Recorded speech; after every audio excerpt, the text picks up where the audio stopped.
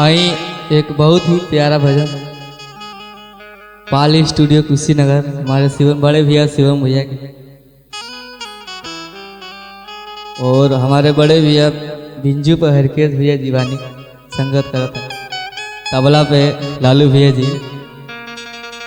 आई एक बहुत प्यारा सा भजन।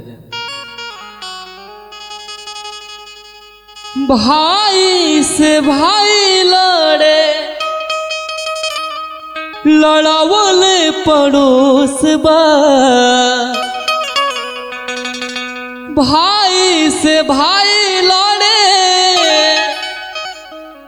लड़ावले पड़ोस बा, मनही के पड़ी की जमनवे के दोस्त बा, मनही के पड़ी की जमनवे के दोस्त बा, मनही के पड़ी की।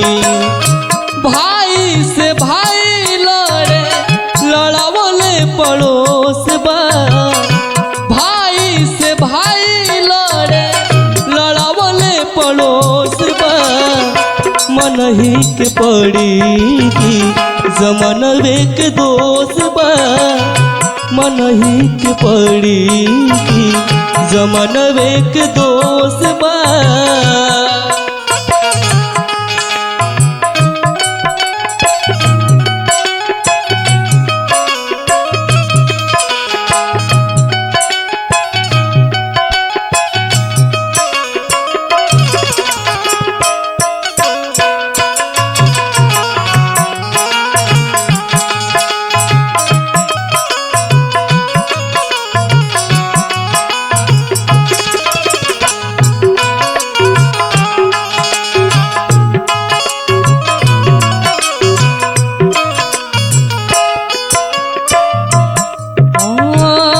बचपन से आज तक रहल जवन साथ में, उहे छोटका भाई आजू गड़त आँख में।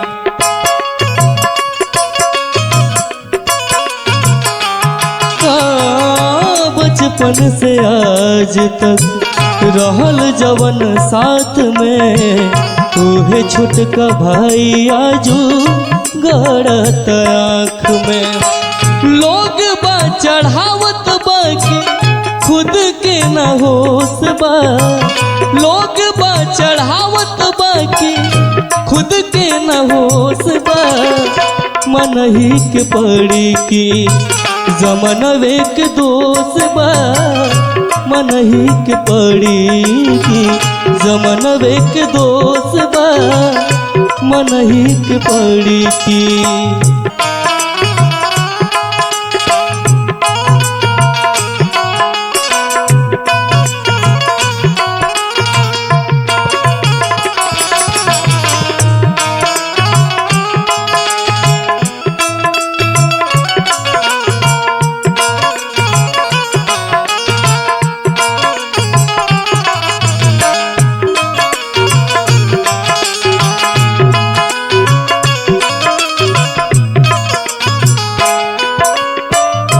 लास्ट में कहे के बाद यह चंदन आजकल के बाटे हकीकत, बैरी बायापन बाटे अपने से दीकर।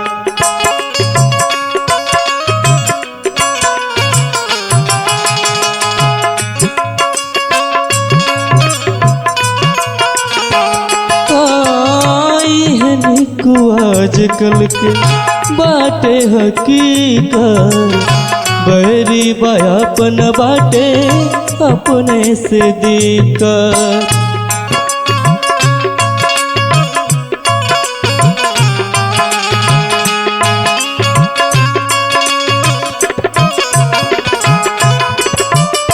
होता लड़ाई मजा लूटत पड़ोस बा, होता लड़ाई मजा लूटत पड़ोस बा, मनही के पड़ी की जमनवे के दोष बा, मनही के पड़ी की जमानवे के दोष बा मनही के पड़ी की जमानवे के दोष बा।